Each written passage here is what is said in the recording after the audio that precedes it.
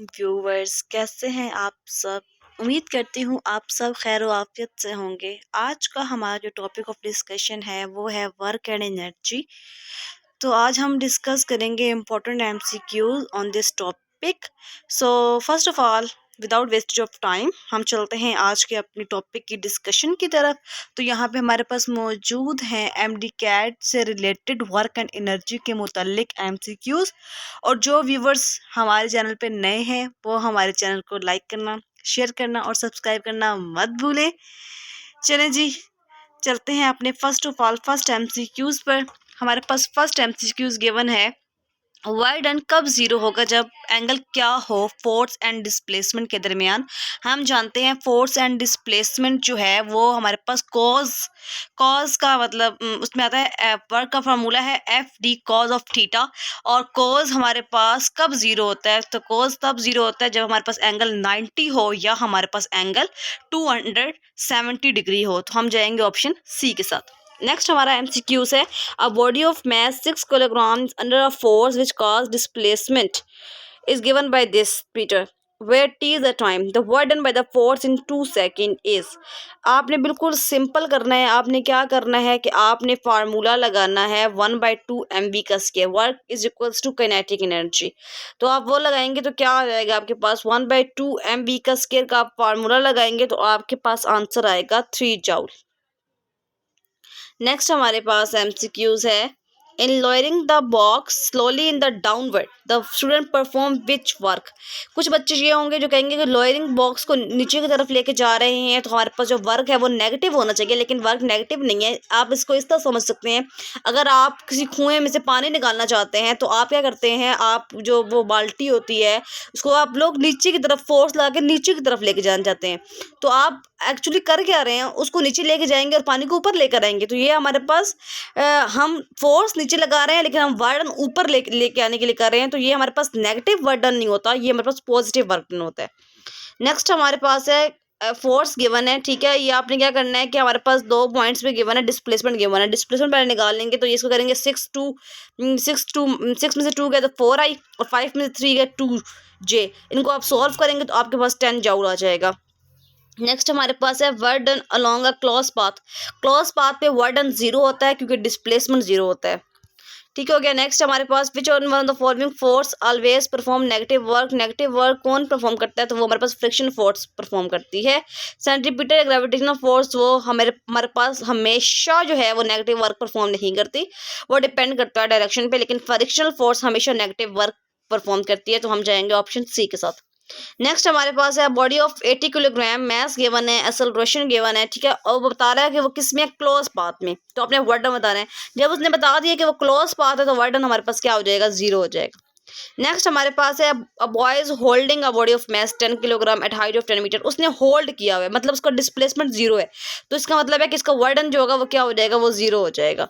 Next है 1 horse power is equals to, 1 horse power में कितने वाट होते हैं, तो उसमें 746 वाट होते हैं। नेक्स्ट हमारे पास है, हमने बताना है incorrect relation of power. Power का इनकरेक्ट रिलेशन कौन सा है, पावर एफ वी के बराबर होती है, बिल्कुल ठीक। पावर वर्क बाय टाइम के बराबर होती है, बिल्कुल ठीक। Power F D by T के बराबर होती है, वर्क की जगह आपने एफ डी पुट कर दें, बिल्कुल ठीक। तो हमारे पास आएगा option all of these. Next हमारे पास है कि हमारे पास which one of the following is not a unit of power, के पावर का यूनिट कौन नहीं है। गीगावाट, मेगावाट, किलोवाट, ये सारे जो हैं ये पावर के यूनिट हैं, लेकिन किलोवाट और जो है वो पावर का यूनिट नहीं है। वो किसका यूनिट है, वो हमारे पास इलेक्ट्रिसिटी का यूनिट है। इलेक्ट्रिसिटी का यूनिट है, वो हमारे पास पावर का यूनिट नहीं है, ठीक हो गया। किलोवाट आवर जो है वो एक इलेक्ट्रिसिटी का यूनिट है। नेक्स्ट हमारे पास एक पर्सन है, उसका मास है 100 किलोग्राम और उसने क्लाइम किया हुआ है 10 मीटर इन 10 सेकेंड। कैलकुलेट करनी है पावर, सिंपल आपके पास क्या होगा, पावर बराबर है वर्क बाय टाइम, और वर्क जो है वो आप लिखेंगे mgh। एम कितना है 100, जी की वैल्यू 10, एच 10 डिवाइडेड बाई 10, 10 से कैंसिल 1000 वाट आपके पास आंसर आ जाएगा। नेक्स्ट है जी, a body of mass M start कहाँ से हुई है जी, रेस्ट से, फिर उसने एक्सेलरेट किया टाइम टी, स्पीड उसकी वी है, तो उसकी पावर क्या है, उसकी पावर जो है उस वक्त क्या होगी, पावर जो होगी वर्क बाय टाइम। और वर्क क्या होगा, वहाँ पे हमारे पास पोटेंशियल एनर्जी नहीं होगी बल्कि मास गिवन है हमारे पास क्या होगा, और वेलोसिटी गिवन है हमारे पास काइनेटिक एनर्जी होगी। तो 1/2 mv square by T, power in terms of kinetic energy हम डिफाइन करेंगे, ठीक हो गया। नेक्स्ट हमारे पास है इलेक्ट्रिक मोटर है, 1 किलोवाट आवर की पावर वो पंप करता है वाटर 10 मीटर। तो आपने बताना है कितना, मतलब वो कितना पंप करेगा 1 घंटे में। पावर गिवन है, टाइम गिवन है, हाइट गिवन है। ठीक हो गया। हमने उसका मैस निकालना है। ठीक है, हमारे पास पावर गिवन है 1 किलो का मतलब है 1000 वाट। 1000 को डिवाइड करेंगे 3600 पे, 1000 को डिवाइड नहीं करेंगे, 1000 को मल्टीप्लाई करेंगे, power multiply by time divided by हम करेंगे जी और एच, और एम जो है वो उधर ही रहेगा क्योंकि हमने एम जो है वो कैलकुलेट करना है। तो हमारे पास 1000 इंटू 3600 डिवाइडेड बाय 10, और जी का भी 10 आएगा, तो 100 और 1000 है तो 10 बचेंगे, और 10 मल्टीप्लाई बाय 3600, और 3600 मल्टीप्लाई बाय 10 हो जाएगा 36000। और अगर इसको हम लोग सिंपल लिखना चाहें तो हम लिख सकते हैं 3.6 मल्टीप्लाई बाय 10 की पावर 4 जूल।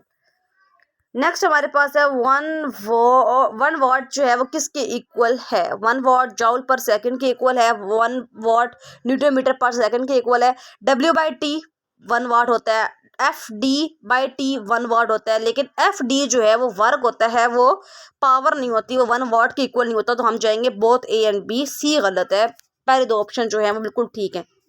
नेक्स्ट हमारे पास है when a work of 1 joule done by the 1 second then its power is, जब एक बॉडी 1 जॉल का वर्क कर रही है 1 सेकंड में तो उसकी जो पावर होगी वो क्या होगी? वो 1 वाट होगी।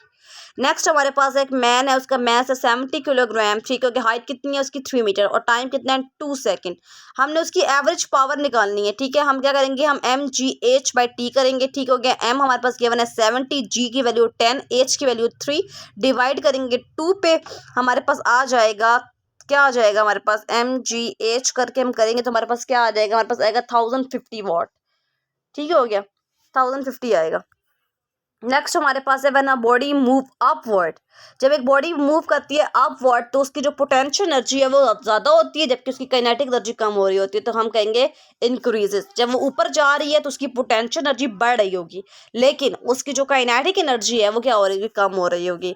और अगर पोटेंशियल एनर्जी बढ़ रही है तो उसका मतलब है हमारे पास जो वर्क है वो क्या हो जाएगा? नेगेटिव हो जाएगा। नेक्स्ट हमारे पास है potential energy per unit volume is given by, तो potential energy per unit volume की जो वैल्यू आती है वो आती है रो जी एच। नेक्स्ट हमारे पास है अगर एक बॉडी रेस्ट पे है, जब एक बॉडी रेस्ट पे होती है उसके पास क्या होती है? उसके पास स्पीड हो ही नहीं सकती जब वो मूव ही नहीं कर रही, मोमेंटम नहीं होगा उसके पास क्योंकि उसकी वेलोसिटी जीरो है। रिटार्डेशन एक्सेलरेशन तब होगी जब वो मूव करेगी, तो उसके पास क्या होगी? उसके पास सिर्फ और सिर्फ एनर्जी होती है। नेक्स्ट है हमारे पास एनर्जी कितनी कंज्यूम करेगा जी? कौन कंज्यूम करेगा? 50 वाट बल्ब इन 2 मिनट। तो हमारे पास एनर्जी कंज्यूम निकालनी है, मतलब हमने वर्क निकालना है। तो हमारे पास फार्मूला है power is equals to energy by time. Energy आपने कैलकुलेट करनी है तो आप पावर को टाइम से मल्टीप्लाई कर दें। 50 को 2 से मल्टीप्लाई करेंगे तो क्या आ जाएगा? 100, लेकिन ये मिनट्स में है तो अपने मिनट्स को कन्वर्ट करने के लिए क्या करेंगे? आप मल्टीप्लाई करेंगे 60 से, तो हमारे पास क्या आ जाएगा? हमारे पास आ जाएगा 6000, जिसको हम लिख सकते हैं 6 किलो जूल।